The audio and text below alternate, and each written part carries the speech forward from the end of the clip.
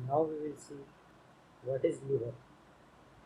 So liver is the largest gland of body. Okay, gland. तो largest gland कौन सी है body की? Liver. और इसका वेट क्या है? 1.2 से 1.5 केजी होता है एक नॉर्मल हेल्दी पर्सन में। एडल्ट ह्यूमन बीइंग में जो लीवर का वेट है वो 1.2 से 1.5 केजी के बीच में होता है। इससे थोड़ा ऊपर नीचे भी हो सकता है, वो भी नॉर्मल माना जाएगा। बहुत ज़्यादा नहीं होना चाहिए, जैसे किसी का 2.5 किलो का नहीं हो, किसी का बिल्कुल 500 ग्राम्स का ही सिर्फ नहीं हो। अगर 1.2 से 1.5 केजी में आइडियल माना जाता है। It is situated in the abdominal cavity. ये एब्डोमिनल कैविटी में सिचुएटेड होता है जस्ट बिलो द डायफ्राम। जो डायफ्राम है, एक आदमी है ये, जैसे जो हार्ट है, लंग्स है, तो यहाँ पर डायफ्राम होता है, इसके जस्ट बिलो दिया है, ठीक है, जस्ट बिलो। और इसके दो लोब्स होते हैं, लिवर के दो लोब्स होते हैं, ठीक है। और जो इसके हेपेटिक लोब्यूल्स होते हैं वो स्ट्रक्चरल एंड फंक्शनल यूनिट्स होते हैं लीवर के। लीवर के स्ट्रक्चरल एंड फंक्शनल यूनिट क्या होते हैं? Hepatic lobules, okay. लोब्स नहीं है, लोब्यूल्स है। जैसे कि बॉडी का होता है ना, जो बिल्डिंग ब्लॉक्स होता है, स्ट्रक्चर एलिमेंट होता है बॉडी का, वो एक सेल होता है। उस तरह से ही जो लीवर का जो स्ट्रक्चर एंड फंक्शनल यूनिट है, जैसे बॉडी का सेल होता है, वैसे लीवर का क्या होता है? हेपेटिक लोब्यूल होता है। और हेपेटिक लोब्यूल्स में हेपेटिक सेल्स अरेंज होते हैं। आई विल शो यू कि अरेंज कैसे। ये एक्चुअली इस शेप में अरेंज होते हैं, हेक्सागोनल शेप में होते हैं, हेक्सागोनल शेप में होते हैं। एक सेल यहाँ, एक सेल यहाँ, एक सेल यहाँ, एक सेल यहाँ, एक सेल यहाँ। और ये सारे मिलके, ये 6 के 6 सेल मिलके इन्होंने क्या बनाया? एक लोब्यूल। यही हेपेटिक लोब्यूल जो है ये स्ट्रक्चरल एंड फंक्शनल यूनिट है इसका, लीवर का। और ये जो हेपेटिक सेल्स हैं वो कॉर्ड्स के फॉर्म में अरेंज होते हैं, ठीक है, कॉर्ड्स के फॉर्म में, कॉर्ड्स के फॉर्म में। और हर लोब्यूल जो है, each lobule is covered by a thin connective tissue. Exam में कंफ्यूज करने के लिए थिन या थिक को चेंज करके भी लिख देते हैं, तो यहाँ पर थिन लिखा है, ठीक है। थिन कनेक्टिव टिश्यू क्षेत्र कॉल्ड ग्लाइसेंस कैप्सूल, उसको हम ग्लाइसेंस कैप्सूल बोलते हैं, जिससे लीवर कवर्ड होता है। ये एक पतली थिन कनेक्टिव टिश्यू का सेट होता है। The bile is secreted by hepatic sales, passes through the hepatic duct. जो हेपेटिक सेल्स में बाइल बनता है वो हेपेटिक डक्ट्स के थ्रू पास होता है। और स्टोर कहाँ पे होता है और कंसंट्रेट कहाँ पे होता है? Thin muscular sac called the gall bladder, ठीक है। अब जो एक थिन मस्कुलर सैक है उसको हम गॉल ब्लैडर बोलते हैं, लीवर से अटैच होता है।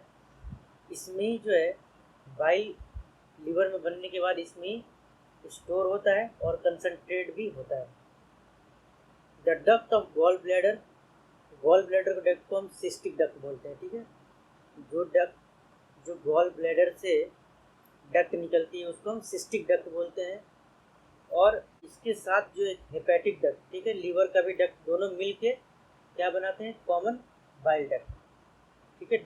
Duct of gall bladder and duct of liver दोनों मिलके एक कॉमन डक्ट बनाते हैं, जिसको हम बोलते हैं कॉमन बाइल डक्ट। देखो यहाँ पे दिया है, एग्जाम फिगर में दिया है कॉमन बाइल डक्ट, ठीक है। ये रहा गॉल ब्लैडर, गॉल ब्लैडर से ये डक्ट आई, ये है सिस्टिक डक्ट। जो गॉल ब्लैडर वाली है इसको हम सिस्टिक डक्ट बोलेंगे।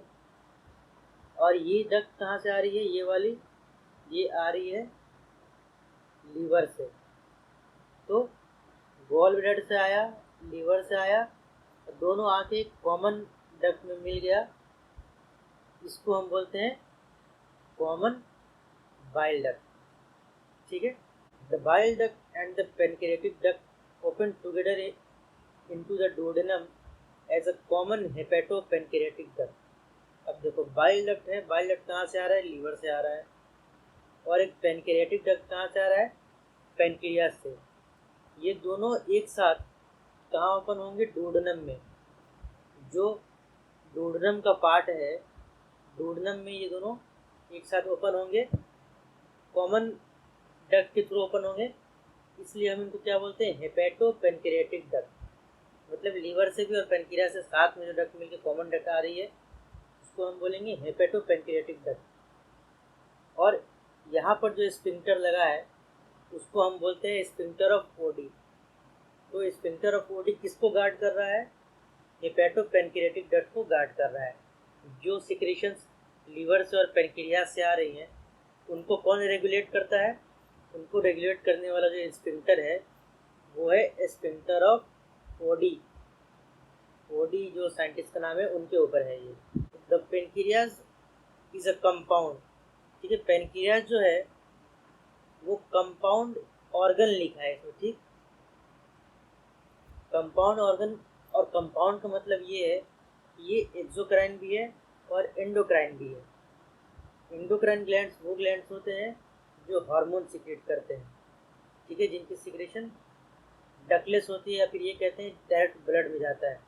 और एक्सोक्राइन वो है जो डक्ट के थ्रू कहीं पर जाता है। ठीक है, पेनक्रियास जो है वो एक कंपाउंड इलोंगेटेड ऑर्गन है। कंपाउंड ऑर्गन का मतलब ये है ये एक्सोक्राइन भी है और एंडोक्राइन भी है। मतलब इसमें हार्मोन सिक्रेशन भी होते हैं और एंजाइम या कुछ और सिक्रेशन भी होते हैं।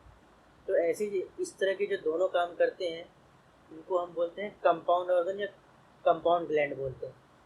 इसका एग्जांपल पेनक्रियास है क्योंकि एक्सोक्राइन और एंडोक्राइन दोनों होता है। और ये सिचुएटेड कहाँ होता है? Pancreas is situated between the limbs of the C shape duodenum. जो डोडेनम का सी शेप है उस सी शेप के लिम्स के बीच से निकला हुआ होता है। ये देखो यहाँ पे दिखाया है, ये डोडेनम है, ये ऐसे सी शेप में है और इसके दोनों सी शेप का ये वाला जो पार्ट है और ये वाला पार्ट है, इसके बीच से यहाँ से पेनक्रियास निकला है, ये वाला। ठीक है, मैं ब्लैक से दिखाता हूँ। ये देखो ये वाला जो पार्ट है ये पेनक्रियास है, ये इसका सी शेप में डोडेनम है। ठीक है, ये वाला पार्ट पेनक्रियास है। द एक्सोक्राइन पोर्शन, जो पेनक्रियास का एक्सोक्राइन पार्ट है, जो एक्सोक्राइन वाला काम है वो क्या करता है? वो सीक्रेट करता है अल्कलाइन पेनक्रियाटिक जूस। जो पेनक्रियाटिक जूस होता है वो अल्कलाइन होता है, मतलब बेसिक होता है और इसमें एंजाइम्स होते हैं। और जो एंडोक्राइन पोर्शन है वो हार्मोन सीक्रेट करता है, इंसुलिन और ग्लूकागॉन। एक और हार्मोन होता है वो अगर नहीं दिया है तो नहीं पढ़ते। अभी हम दो ही मेजर जो हार्मोन्स हैं पेनक्रियास के वो देखते हैं। वो दोनों कौन से? इंसुलिन और ग्लूकागॉन। इससे पहले वाली जो एनसीईआरटी थी उसमें एक चीज़ और दिया था कि अल्फ़ा, जो पेनक्रियास के अल्फ़ा सेल होते हैं उनसे बनता है ग्लूकागॉन और बीटा सेल से बनता है इंसुलिन। ये पुरानी एनसीईआरटी में था, 2 साल पहले तक था, तो हो सकता है कि अभी भी पूछ लें। हालांकि इसमें दिया नहीं है नई वाली एनसीईआरटी में, लेकिन फिर भी याद कर लेते हैं, इतना कोई मुश्किल काम नहीं। This is not a difficult job. अब देखो डाइजेशन ऑफ फूड, ये एक्चुअल डाइजेशन होता कैसे है? The process of digestion is accomplished by mechanical and chemical process. 2 process से जो पूरा डाइजेशन है होता है, इसमें मैकेनिकल पार्ट भी होता है। ऐसा नहीं है कि खाने में डाइजेस्ट होने में कोई मैकेनिकल पार्ट नहीं, मैकेनिकल पार्ट भी होता है। फूड की बहुत मूवमेंट होती है, फिजिकल ब्रेकडाउन भी होता है, सब चीज़ होती है और केमिकल एक्शन भी फूड के ऊपर होता है। तो ये दोनों प्रोसेस से मिल के होता है डाइजेशन। ठीक है, मैकेनिकल प्रोसेस भी और केमिकल प्रोसेस भी।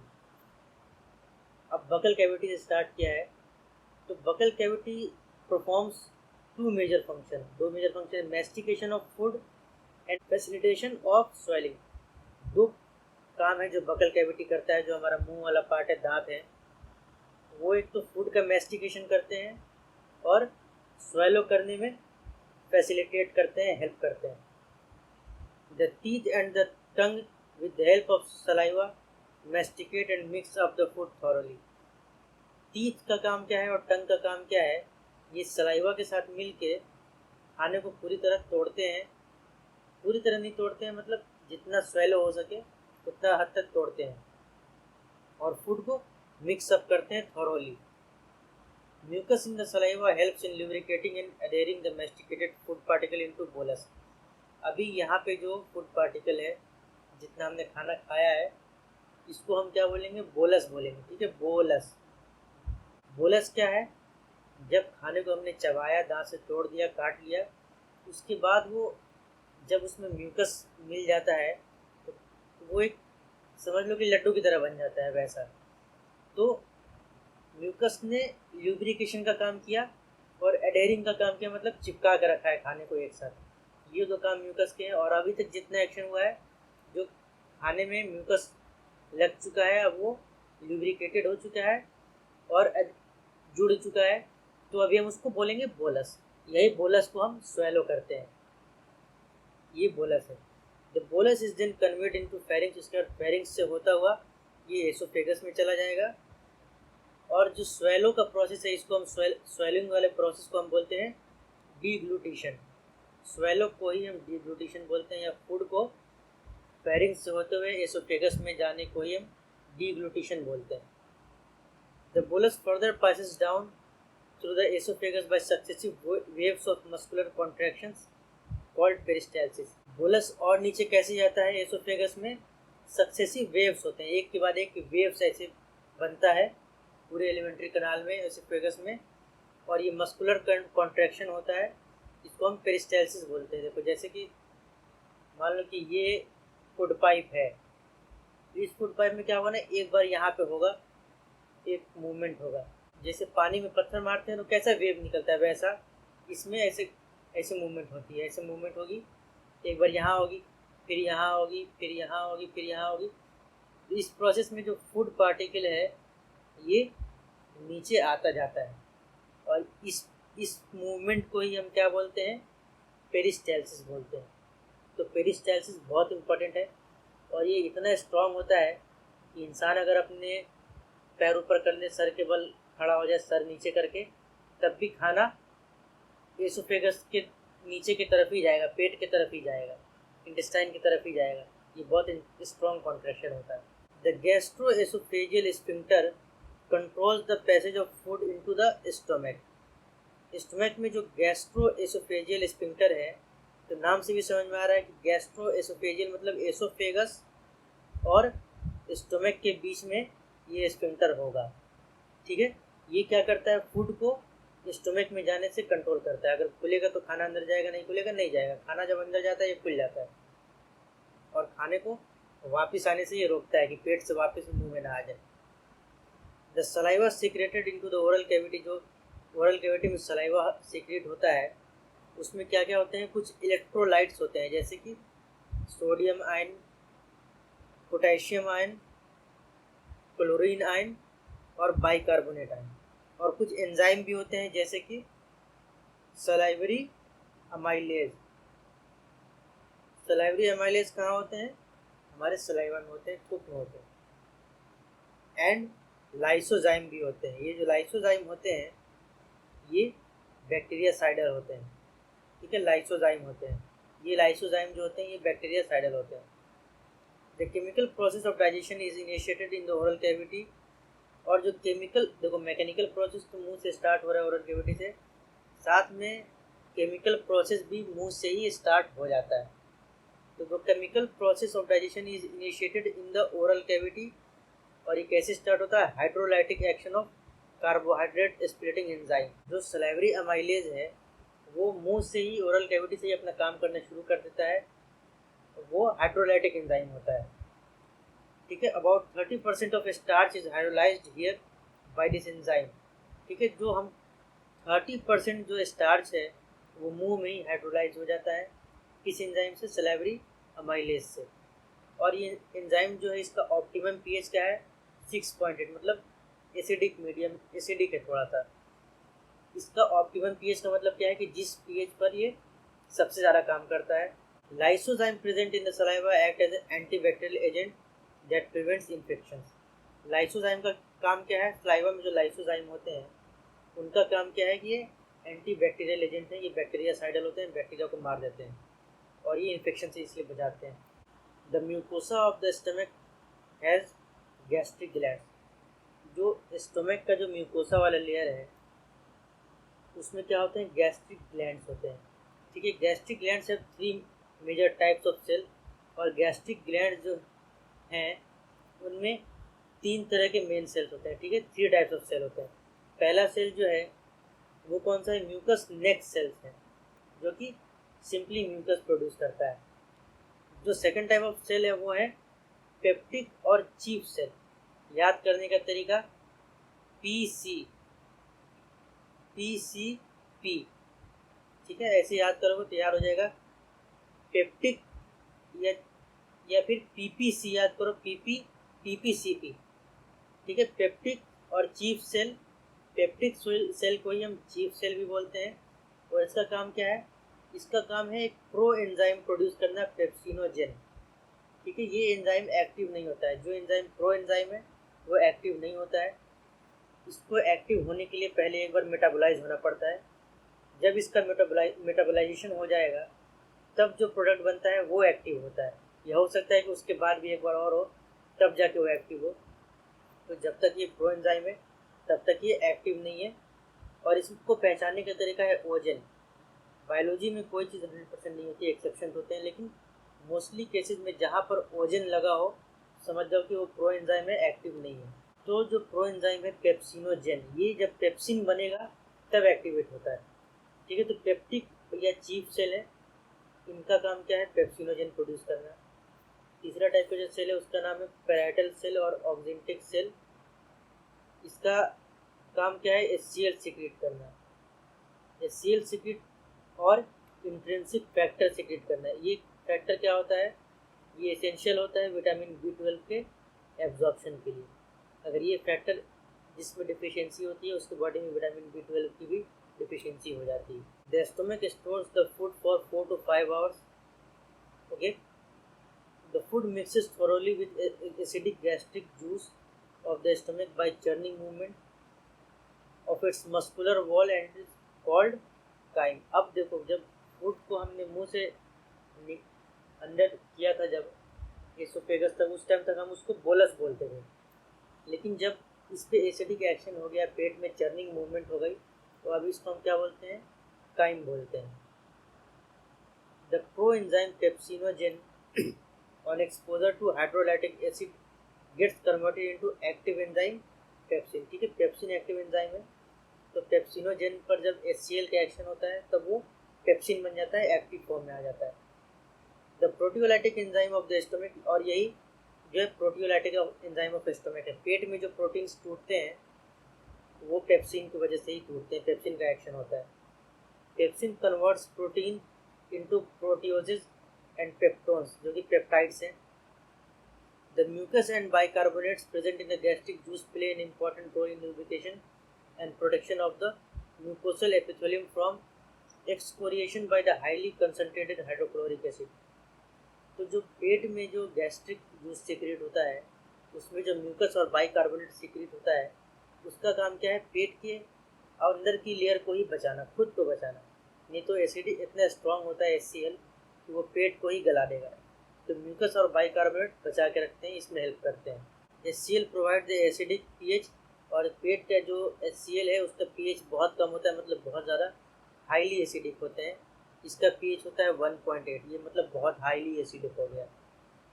ठीक है, और ये ऑप्टिमल फॉर पेप्सिन होता है। पेप्सिन मतलब जो एंजाइम है सबसे ज़्यादा किस pH पर काम करेगा? 1.8 पर काम करेगा। Rennin is a proteolytic enzyme found in gastric juices of infants. जो बहुत छोटे बच्चे इन्फेंट्स होते हैं उनकी पेट में एक एंजाइम प्रोड्यूस होता है, रेनिन। ठीक है, इस एंजाइम का क्या है? Digestion of milk protein. Milk protein का ब्रेक डाउन करता है और डाइजेस्ट करता है। Small amount of lipases are also secreted by gastric glands. Gastric glands में कुछ स्मॉल अमाउंट्स में लाइपेज भी प्रोड्यूस होते हैं। और ये वाला जो रेनिन है इसको याद करने का तरीका है, जो पेट वाला रेनिन है उसमें डबल N है, और एक और रेनिन होता है दूसरा एंजाइम उसमें सिंगल एन होता है। ये वाला जो स्टोमक वाला जो रेनिन है इसमें डबल एन है।